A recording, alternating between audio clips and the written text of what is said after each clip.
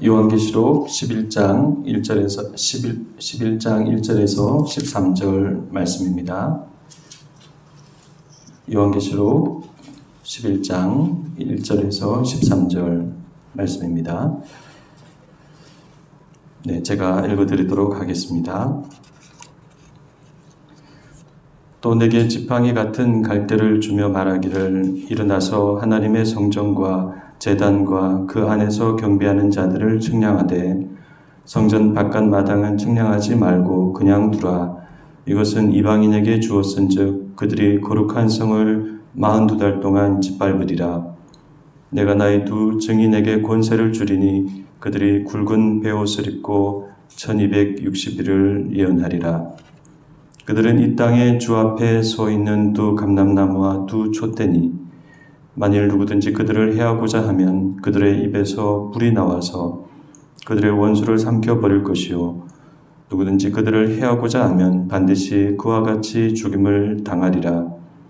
그들이 권능을 가지고 하늘을 닫아 그 예언을 하는 날 동안 비가 오지 못하게 하고 또 권능을 가지고 물을 피로 변하게 하고 아무 때든지 원하는 대로 여러 가지 재앙으로 땅을 치리로다.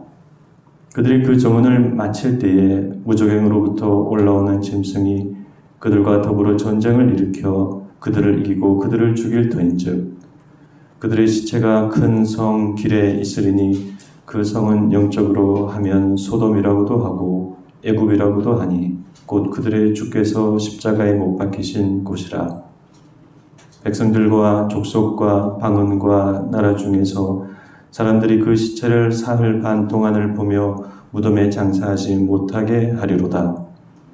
이 두 선지자가 땅에 사는 자들을 괴롭게 한 고로 땅에 사는 자들이 그들의 죽음을 즐거워하고 기뻐하여 서로 예물을 보내리라 하더라.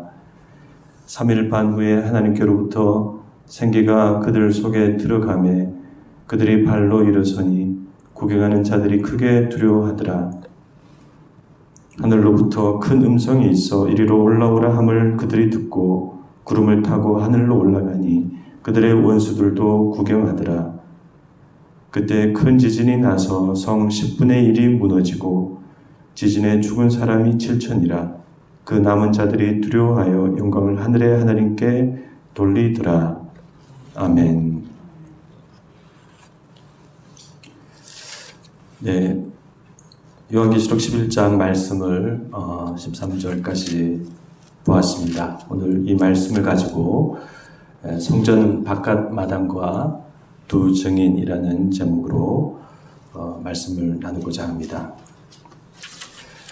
우리는 지난주에 성전과 성전 바깥 마당이 무엇을 상징하는지, 또 두 증인이 무엇을 상징하는지, 또 42달과 1260일이 어떤 숫자인지 이런 내용을 간략히 살펴보았습니다. 그래서 짓밟히는 성전 바깥 마당과 예언하는 두 증인은 다름 아닌 종말의 교회 공동체와 신자들을 상징한다고 말씀드렸습니다. 그리고 이런 해석은 요한계시록이라는 책을 예수님의 초림과 재림 사이에 전 교회 시대를 예언하는 책으로 보는 그런 해석에 기초하고 있다는 말씀도 드렸습니다.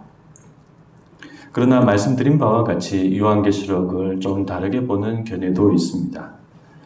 이 말씀을 주로 문자적으로 본다든지 아니면 정말 아직 오지 않은 정말 최후의 미래로 미래에 일어날 일들을 예언한 책으로 그렇게 이제 보는 것이죠. 그런 해석에서는 오늘 본문의 두 증인을 미래의 최후 종말에 나타날 실제적인 두 인물로 이해하기도 합니다. 저 그리스도를 미래에 나타날 실제적인 인물로 보는 것처럼 말이죠. 그 해석을 잠깐 소개하면 이렇습니다. 이 해석은 최후 종말의 어느 시점에 이스라엘의 유대인 가운데 어떤 탁월한 두 증인이 일어나서 세상을 향하여 크게 예언할 것이라고 생각합니다. 그런데 그 두 증인을 이스라엘의 유대인 가운데 나타날 인물로 보는 이유는 이 말씀을 로마서 11장 말씀과 연관지어서 해석을 하기 때문입니다. 로마서 11장에 보면 사도 바울은 마지막 때에 온 이스라엘이 돌아와 구원받으리라는 소망을 말씀하고 있습니다.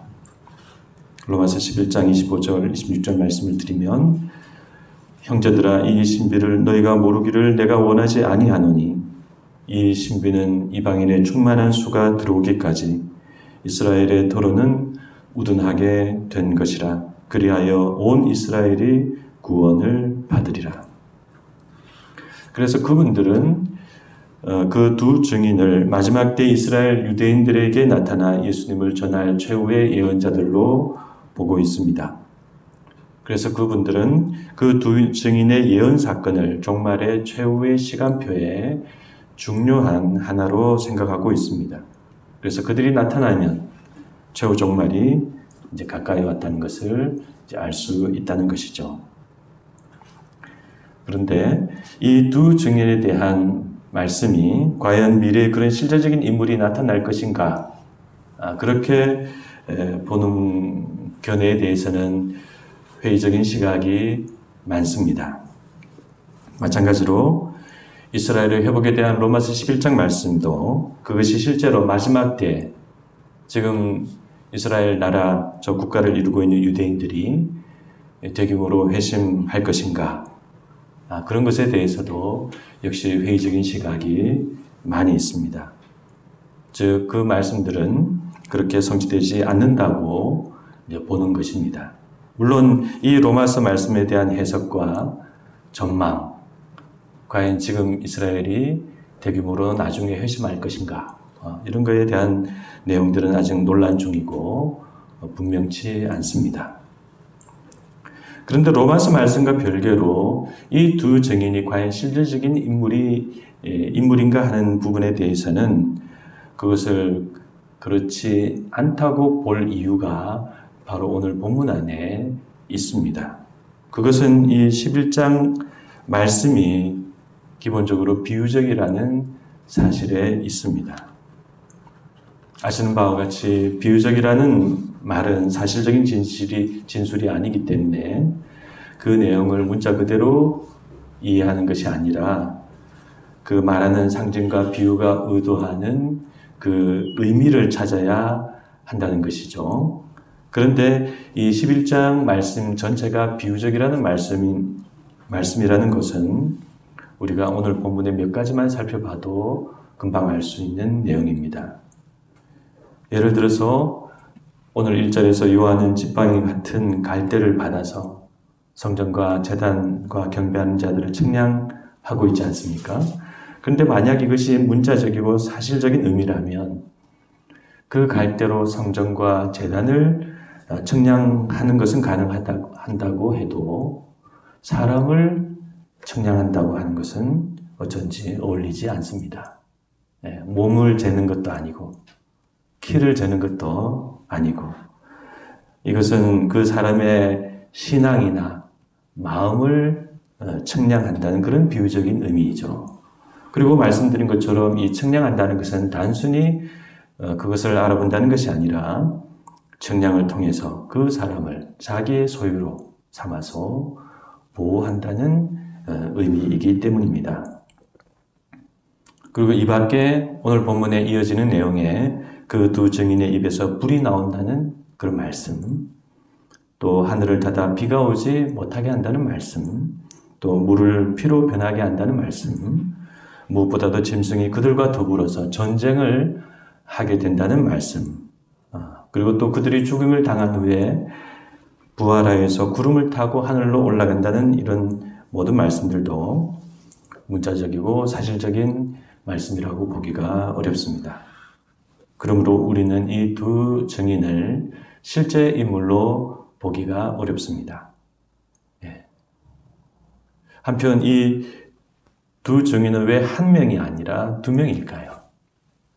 그것은 우리가 구약의 배경을 살펴볼 때 그것은 그 증언의 확실함을 상징하는 말입니다. 그래서 그 두 증인은 교회 공동체를 상징하고 동시에 교회 공동체가 마지막 때에 세상을 향해서 확실하고 진실한 증언과 예언을 한다는 것을 그렇게 상징하고 있는 것입니다.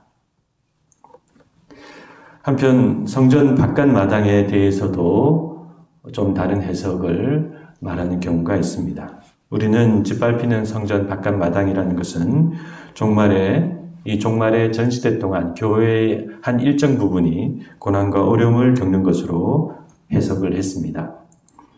그러나 좀 다른 해석은 이 성전 바깥 마당을 교회 공동체 가운데에서 혹 믿음이 불완전한 신자라든지 또는 불경건한 신자를 가리킨다고 그렇게 해석하기도 합니다. 그래서 이 성전 바깥 마당을 부정적인 의미로 보는 것입니다. 이렇게 해석하여서 마지막 때에 우리는 아주 주님을 위해서 헌신하고 열심히 있고 충성하는 신자가 되어야 한다. 그렇게 말하기도 합니다. 그러나 종말에 불완전한 신자나 불경건한 신자나 또는 약한 신자나 충성하지 않는 그런 신자만 짓밟히고 박해를 받고 어려움을 겪는다는 것은 맞지 않는 말입니다. 그 이유 중 하나는 여기서 요한이 바라보고 있는 성전이 헤롯 성전이 아닐 것이기 때문입니다. 지금 요한이 말하고 있는 성전, 요한이 바라보고 있는 성전은 헤롯 성전이 아닙니다.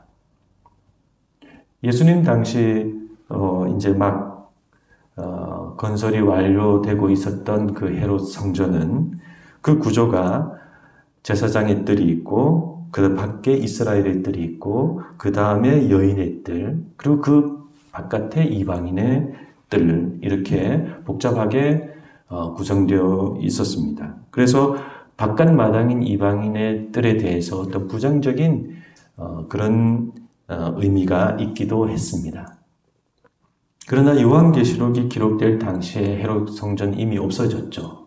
다 무너졌습니다. 그리고 요한이 여기서 바라보고 말하는 성전은 그 성전이 아니라 바로 종말론적인 성전인 에스겔 선지자가 말한 성전입니다.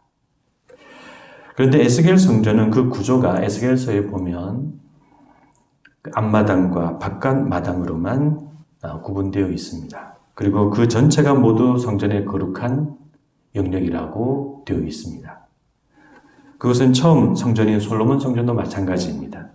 그래서 여기서 이 바깥 마당이라고 해서 우리가 그것을 어떤 부정적인 의미로 거룩하지 못한 어떤 영역이라고 볼 이유가 없습니다. 그러므로 오늘 말씀에서 이 1절과 2절을 어떤 참된 신자와 그렇지 못한 신자, 주님 앞에 충성하는 신자와 그렇지 못한 신자로 이렇게 구분한 의미로 읽는 것은 적절하지 않습니다. 그래서 바깥 마당이 해를 잇는다는 이 말씀은 교회가 종말의 시간 동안 세상과 악한 영들로부터 타격을 받지만 그 생명과 본질에는 타격이 없고 일정 부분 계속 고난과 박해를 받는다는 의미로 우리가 이해하면 되겠습니다. 이렇게 우리가 11장 말씀을 전체적으로 간략히 살펴보았습니다. 그러므로 이 11장 말씀은 기본적으로 10장 말씀의 연속이자 반복입니다. 일곱째 나팔이 불리기 전에 그 절정에 달하는 교회의 초라함과 패배는 11장으로 넘어와서 교회의 바깥 마당이 42달 동안 짓밟히게 되고 또 그 두 증인이 교회가 패배와 죽음으로 이어지고 또 요한의 예언 사역은 바로 그 두 증인의 예언 사역으로 이렇게 이어지는 것입니다. 그러므로 10장과 11장의 의미는 한마디로 이렇게 정리할 수 있습니다. 종말의 시간 동안 우리 교회들은 세상 속에서 고난과 패배를 당할 것이다. 그러나 교회는 그런 어려움 가운데서도 하나님의 말씀으로 세상을 향해 계속 예언해야 한다는 것입니다. 그래서 이 같은 10장과 11장은 여섯째 나팔과 일곱째 나팔 사이에서 이렇게 삽입되어 있으면서 왜 불신자들이 하나님으로부터 그렇게 가혹한 심판을 받을 수밖에 없는가를 말하고 있습니다. 그들은 교회를 박해하고 또 교회의 증언을, 참된 예언을 거부했기 때문입니다. 그렇다면 우리는 오늘 이 말씀으로부터 어떤 교훈을 받아야 할까요? 네, 그것은 당연히 두 가지 내용입니다. 교회와 신자의 세상 속에서의 고난, 그리고 세상을 향한 예언, 네, 이것입니다. 그러므로 첫째, 우리 종말의 교회와 신자들은 세상에서 올바른 고난을 받아야 합니다. 그래서 그 올바른 고난을 지향하는 교회와 신자들이 되어야 합니다. 근데 이것이 매우 어려운 일입니다. 지금 우리 교회들은 모두 세상에서의 승리, 그런 것들을 지향하죠. 교회는 믿는 자들로 하여금 성공하고 복받고 잘되라고 주로 말합니다. 목회자들도 목회란 무엇인가? 성도들을 잘되게 하는 것이다. 그렇게 보통 생각하는 분들이 많이 있습니다. 그래서 교회를 좀 더 조직적으로 운영하고 물질적인 축복과 인간적인 메시지를 많이 하고 있습니다. 과연 이러한 모습에서 자유로운 교회와 목회자들이 얼마나 될까요? 네, 저를 포함해서 말입니다. 그러나 우리는 오늘 말씀이 마지막 때에 참된 교회와 신자는 계속 세상 속에서 패배하고 몰락한다는 이 말씀을 우리가 마음 한켠에 깊이 기억하고 간직해야 하겠습니다. 그래서 우리는 세상을 따라가고 세상에서 잘되고 세상의 중심에 우뚝 서는 것이 그런 것을 지향하기보다 하나님 앞에서 순전한 신앙이 되고 하나님 앞에서 순전한 교회 공동체가 되기를 우리가 계속 잘 지향해야 하겠습니다. 두 번째로 우리는 세상을 향해 예언하는, 하나님의 말씀을 예언하고 증언하는 교회가 또 신자가 되어야 합니다. 이 예언은 우리가 입으로 말과 행동을 다 포함하는 것이죠.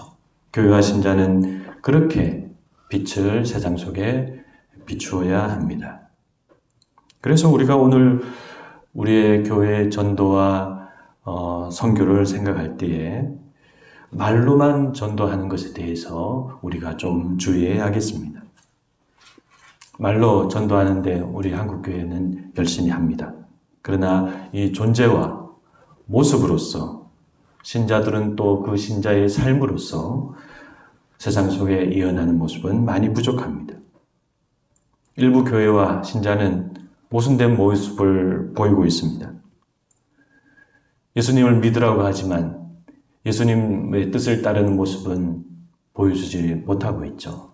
예수님의 뜻을 따르면서 예수님을 믿으세요라고 말을 해야 하는 것이죠. 그러나 예수님의 뜻과 상관없는 그런 모습으로 모이고 추구하고 그렇게 우리 신앙생활을 하면서 예수님을 믿으라고 말하니 참 모순된 일인 것입니다. 그러므로 그것은 예언이 아닙니다. 참된 예언이 아닙니다. 예언자는 자신의 모습과 삶으로 예언해야 합니다. 입으로 예언하는 것 당연히 물론이고 말이죠. 예수님의 뜻을 따르면서 예수님을 믿으라고 말하는 것이 바로 참된 예언입니다. 아무쪼록 여러분과 저는 또 우리 교회는 이 마지막 때 주님을 위한 참된 예언과 진정한 그런 공동체가 되기를, 그런 공동체를 추구하기를 간절히 소망합니다. 네, 기도하시겠습니다.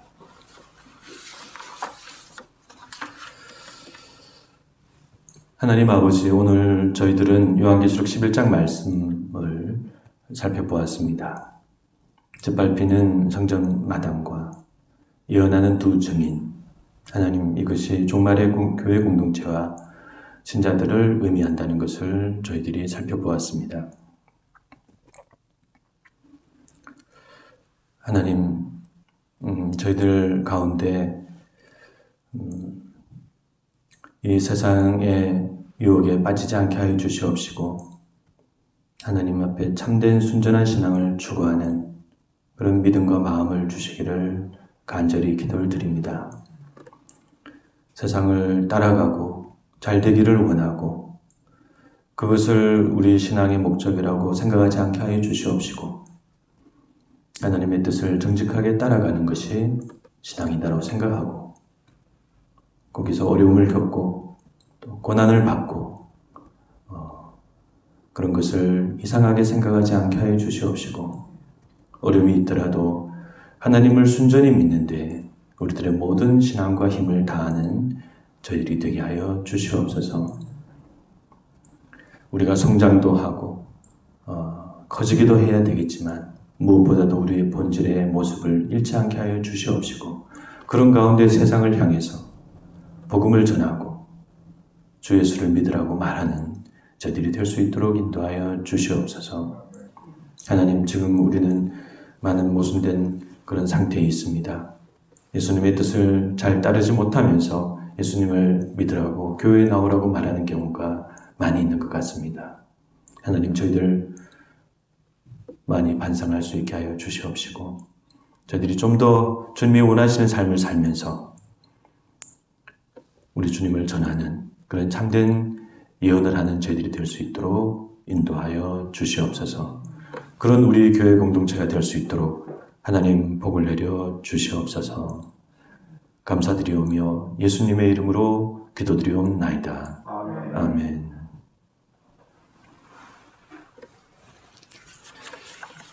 네, 이 시간 우리 같이 합심 기도를 드리도록 하겠습니다. 네, 우리 같이 한 목소리로 기도하도록 하겠습니다. 시작. 저희의 예배가 신령과 진정의 예배가 되게 하옵소서. 준비된 마음으로 드리는 기쁨과 감사의 예배가 되게 하옵소서. 담임 목사에게 말씀의 은사를 부어주시고 우리 안에 하나님의 나라가 자라게 하옵소서. 우리가 성숙한 사랑의 공동체가 되어 서로 사랑하게 하옵소서. 우리가 성숙한 복음의 공동체가 되어 빛을 비추게 하옵소서. 언제나 독수리같이 청년같이 힘찬 교회가 되게 하옵소서. 아이들과 학생들과 청년들을 세워주시고 새로운 가지가 자라게 하옵소서. 주일 2부 모임을 인도하시고 토요 전도와 관계 전도를 인도하옵소서. 우리 삶의 강건함과 평안함을 주시고 하나님의 복을 늘 풍성히 받게 하옵소서. 몸이 연약한 성도들을 지켜주시고 선교사들의 귀한 삶과 사역을 지켜주옵소서.